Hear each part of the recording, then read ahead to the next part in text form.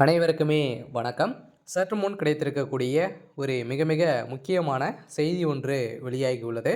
சற்று முன் விஜய் காங்கிரஸ் கூட்டணி பரபரப்பு இது மாதிரி பார்த்தீங்கன்னா செய்திகள் வெளியாயிருக்கு. அரசியல்லேயே பார்த்தீங்கன்னா புரட்டி போடக்கூடிய அளவுக்கு பார்த்தீங்கன்னா ஒரு பரபரப்பான செய்தி போயிட்டு இருக்கு இல்லையா?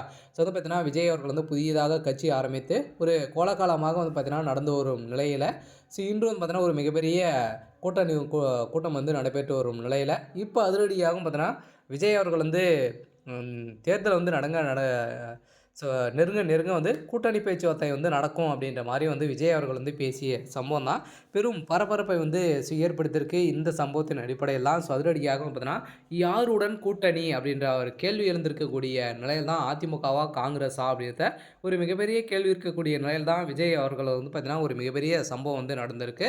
சில பார்த்தீங்கன்னா இப்போ காங்கிரஸுடன் பார்த்தீங்கன்னா ஒரு மிகப்பெரிய கூட்டணி அமைக்க போகிறதாக ஒரு தகவல் வெளியாக இருக்குது. இந்த தகவலின் அடிப்படையில் தான் இப்போ அரசியலில் பரபரப்பை ஏற்படுத்தியிருக்கு.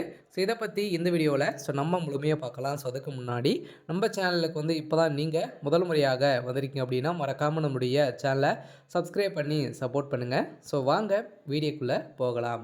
ஸோ பார்த்திங்கன்னா நடிகராக இருந்து அரசியல்வாதியாக மாறியவர் தான் விஜய். அவர்களின் தமிழக வெற்றி கழகம் தொடங்கி 2 வருடங்களுக்கு மேல் ஆகிவிட்டது. 2020 சட்டமன்ற தேர்தல் தமிழக அரசியலில் பெரும் மாற்றத்தை ஏற்படுத்த வேண்டும் என விஜய் அவர்கள் நினைக்கிறார். ஆனால் அவருக்காக கூடும் ரசிகர்கள் கூட்டம் ஸோ வாக்காக மாறுவது என திமுக உள்ளிட்ட கட்சிகள் சொல்லி வருகின்ற நிலையில் அதே நேரம் புதிய ஓட்டு போடுவர்கள் மற்றும் பெண்கள் வாக்காளர்கள் பார்த்தீங்கன்னா 40% பேர் பார்த்தீங்கன்னா விஜய் அவர்களுக்கு வாக்களிப்பார்கள் என சமீபத்தில் சர்வே கூட வெளியான நிலையில் இந்த சர்வேயின் அடிப்படையில் தான் திமுகவுக்கு ஒரு மிகப்பெரிய நெருக்கடிகளை கொடுத்துருக்காங்க. திமுக பார்த்தீங்கன்னா காங்கிரஸுடன் கூட்டணி வைத்து ஒரு மிகப்பெரிய வெற்றி பெற்றுட்டு வராங்க. ஸோ இந்த நிலையில் தான் பார்த்தீங்கன்னா ராகுல் காந்தி அவர்கள் அதிரடியாக பார்த்தீங்கன்னா இந்த ஸோ விஜயுடன் கூட்டணி பேச்சுவார்த்தை நடந்ததாக ஒரு தகவல் வெளியாக இருக்குது. இந்த தகவலின் அடிப்படையில் தான் விஜய் அவர்கள் பார்த்தீங்கன்னா இதற்கு மறுத்ததாகவும் ஒரு தகவல் வெளியாகி இருந்தாலுமே விஜய் அவர்கள் ஒரு மிகப்பெரிய கூட்டணி